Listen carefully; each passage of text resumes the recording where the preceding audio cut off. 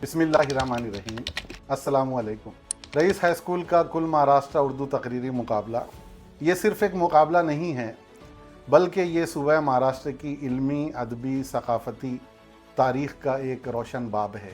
इस साल rice high school का ये तकरीरी मुकाबला 20 दिसंबर बरोज़ सनीचर दोपहर में 3 बजे मुनक़िद हो रहा है। तकरीबन 70 बरसों से बहुत पाबंदी के साथ में होने वाला ये मुकाबला भिवंडी शहर की अदबी तहज़ीब का एक नुमाइंदा जलसा है।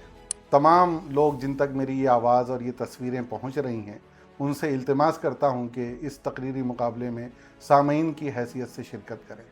आज हमारे जलसों से हमारी जो शिकायत है कि इनमें अदब और तहज़ीब को पामाल किया जाता है। आप अगर देखना चाहते हैं कि एक अदबी, तहज़ीबी और सकाफ़ती जलसा कितने एहतमाम से कोई स्कूल इतने बरसों से पाबंदी के साथ में कर रहा है, तो आप रईस हाई स्कूल का ये ऑल महाराष्ट्र उर्दू तकरीरी मुकाबला ज़रूर देखें। इस मुकाबले में महाराष्ट्र भर के स्कूलों ने अपना किरदार अदा किया है इससे पहले इसके इतने लंबे तवील सफ़र में।